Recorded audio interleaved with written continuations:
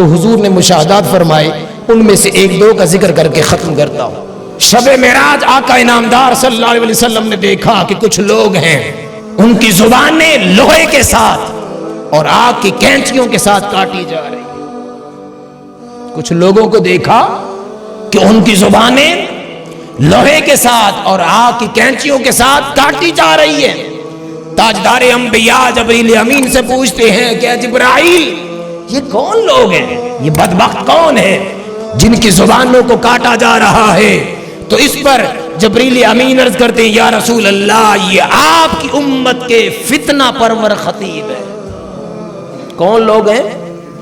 آپ کی امت میں سے فتنہ پرور خطیب، جو ممبر رسول پر نفرت کے بیج بوتے ہیں، جو ممبر رسول پر بیٹھ کر دوسرے کو گالی گلوچ دیتے ہیں، جو ممبر رسول پر بیٹھ کر بھائی کو بھائی سے جدا کرتے ہیں، جو ممبر رسول پر بیٹھ کر دوسروں پر بدعات اور شرک کے فتوے گاڑتے ہیں، جو آپس میں نفرتوں کی دیواریں کھڑی کرتے ہیں، ایک بھائی کو بھائی سے دور کرتے ہیں، لوگوں کو دائرہ اسلام سے خارج کرتے ہیں اور امت کو تفریقہ کی طرف لے کے جاتے ہیں۔ فرمایا کہ یہ آپ کی امت کے وہ فتنہ پرور خطیب ہیں جن کی زبانیں آج آگ کی کینچی کے ساتھ کاٹی جا رہی ہیں۔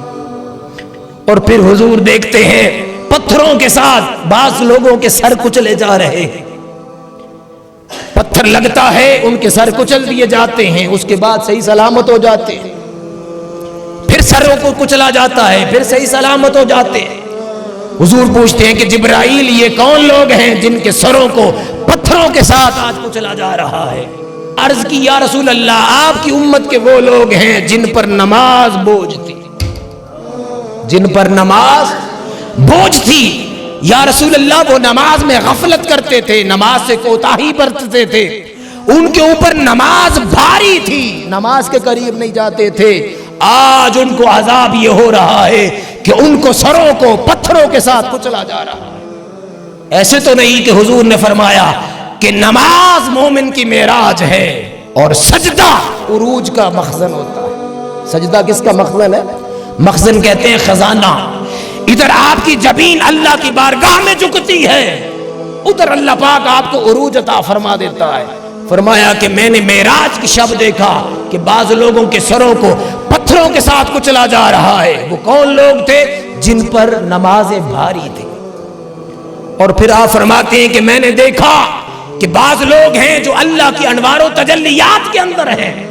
میں نے پوچھا جبریل، یہ کون لوگ ہیں؟ وہ عرض کرتے ہیں یا رسول اللہ، آپ کی امت کے وہ لوگ ہیں جو اپنے والدین کے فرما بردار تھے، والدین کا ادب کرنے والے تھے۔ اور پھر حضور فرماتے ہیں کہ میں نے کچھ لوگوں کو دیکھا کہ ان کے سامنے انواع و اقسام کے کھانے پڑے ہوئے ہیں، مگر وہ ان انواع و اقسام کے جو طرح طرح کے لذیذ کھانے ہیں، خوشبودار ہیں، ان کے اندر خوشبوئیں آ رہی ہیں، مگر وہ ان کی طرف نہیں بڑھتے، وہ بدبودار کھانے کی طرف جاتے ہیں، بدبودار کھانے کھا رہے ہیں۔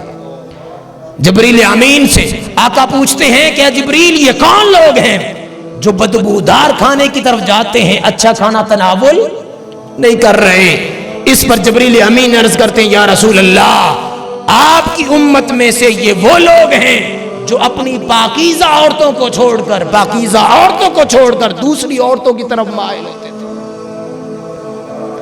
جن کی نگاہیں محفوظ نہ تھی، اپنی پاکیزہ بیویاں ہونے کے باوجود دوسروں کی عورتوں پر نگاہیں رکھتے تھے، ان کا اخلاق اچھا نہ تھا۔ فرمایا کہ آج ان کو یہ عذاب دیا جا رہا ہے۔